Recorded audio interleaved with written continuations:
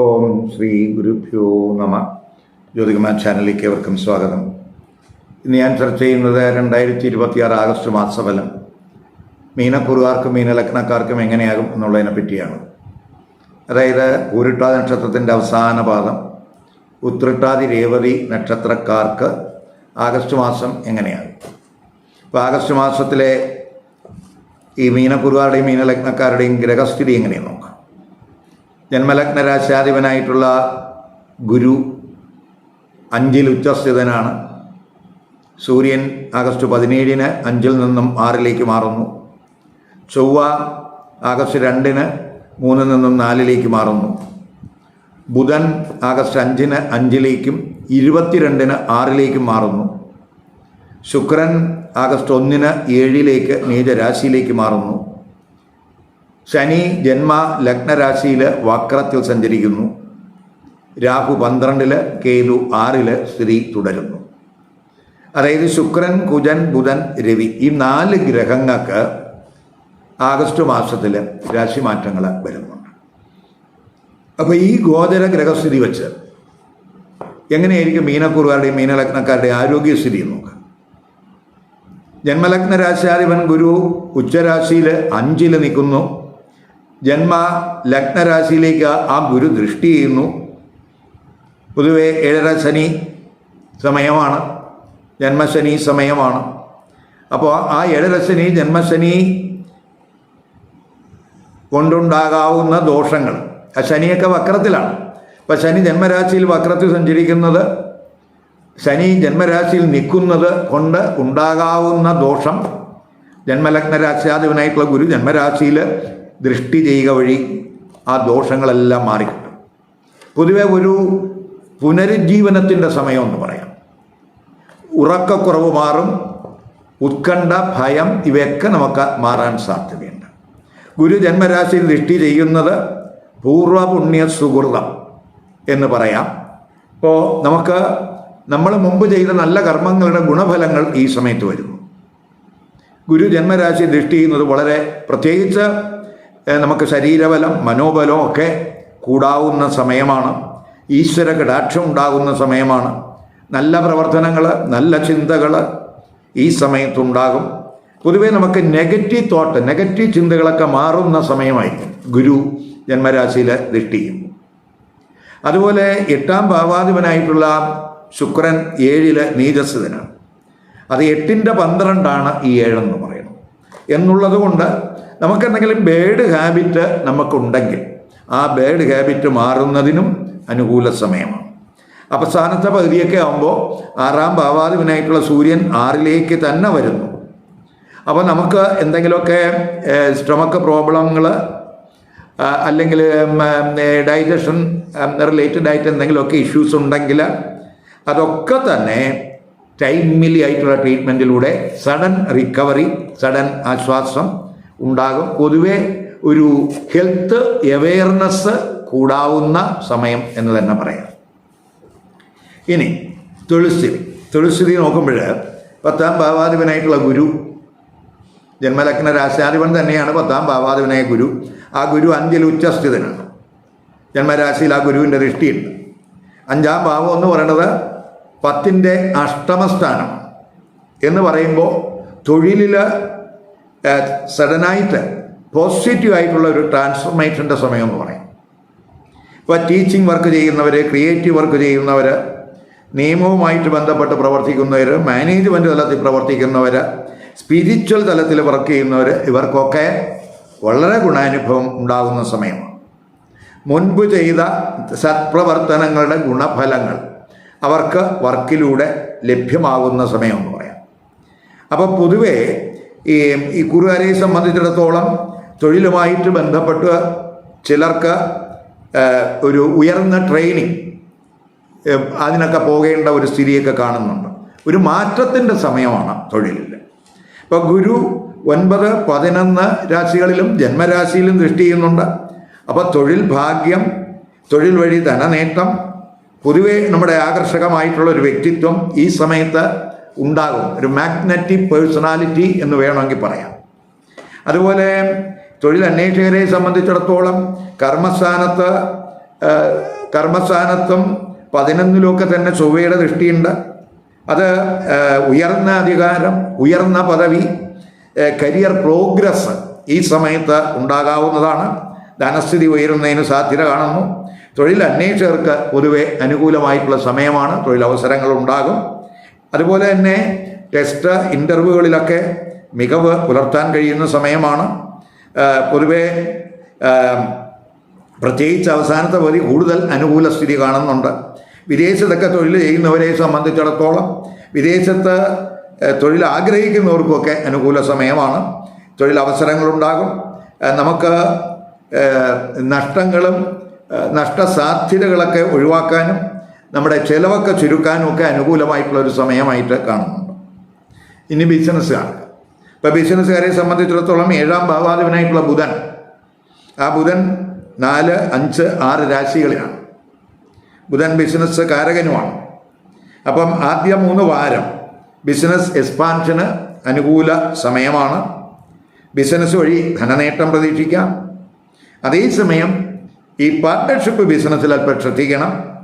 3, 8 ഭാവാധിപനായിട്ടുള്ള ശുക്രൻ 7-ൽ നിൽക്കുകയാണ്, നീചസ്ഥിതനാണ്.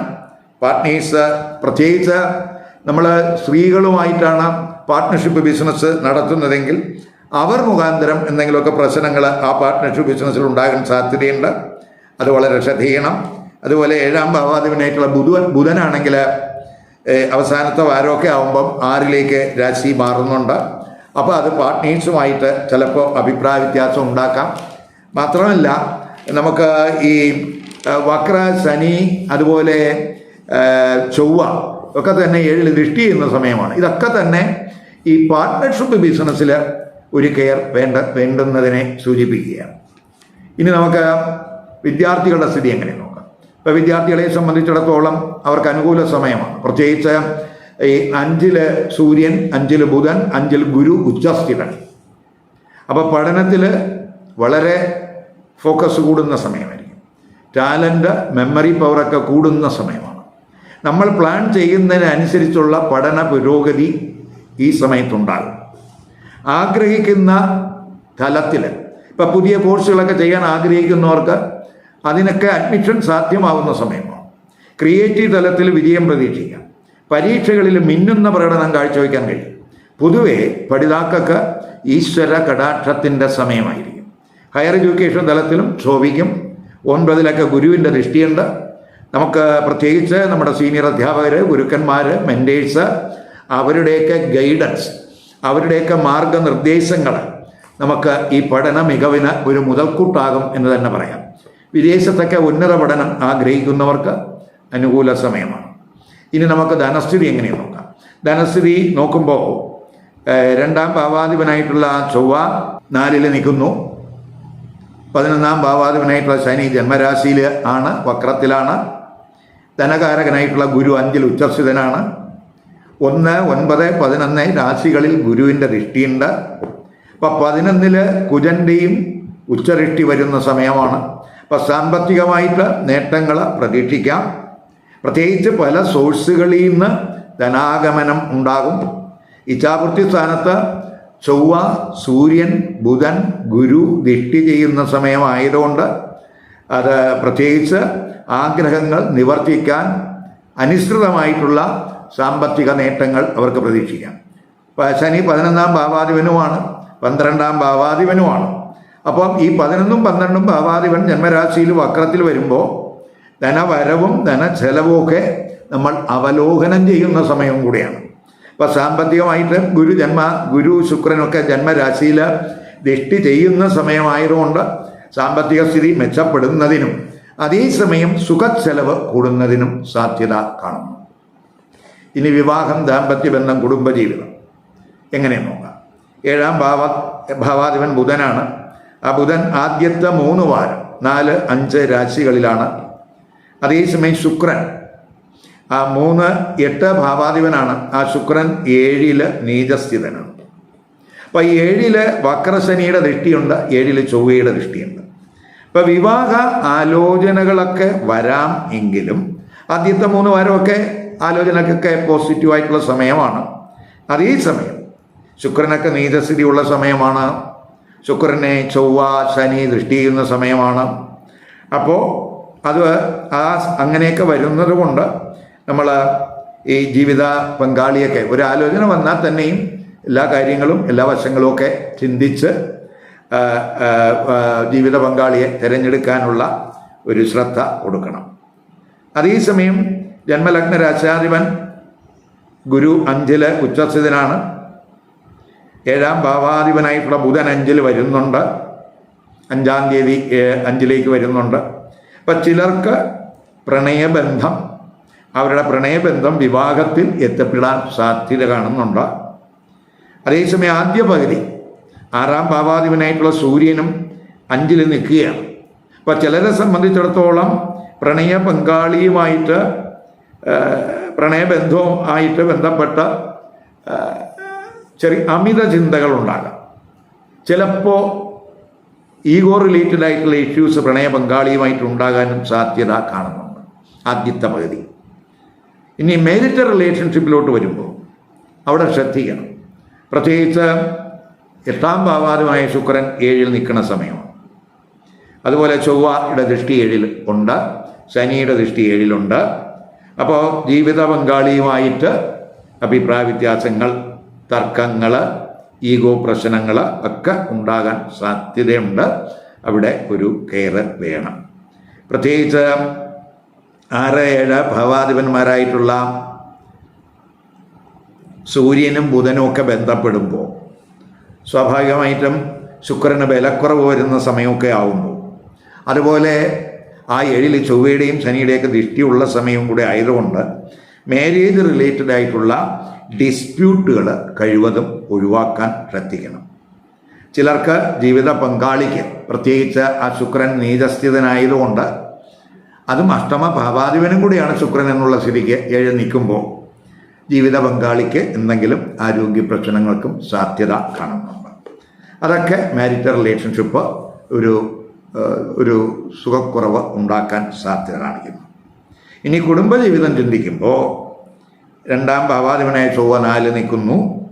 4ാം ഭാവാധിപനായ ബുധൻ 4ലും 5ലും 6ലും സഞ്ചരിക്കുന്ന സമയമാണ്.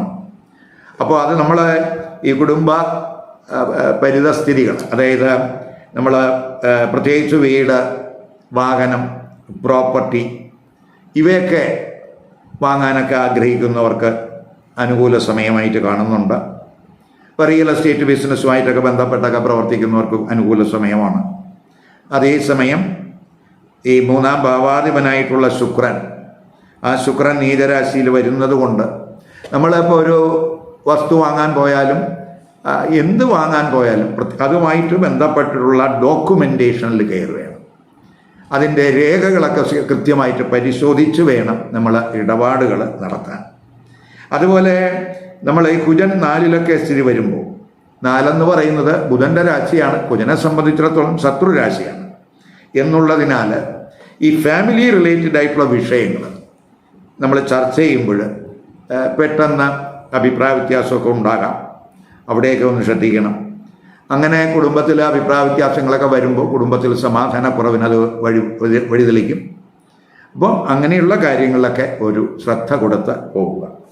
ആഗസ്റ്റ് 1, 2, 13, 14, 18, 19, 28, 29 ഈ തീയതികൾ മീനക്കുറുകാർക്കും മീനലഗ്നക്കാർക്കും അനുകൂലമായിട്ട് കാണുന്നില്ല.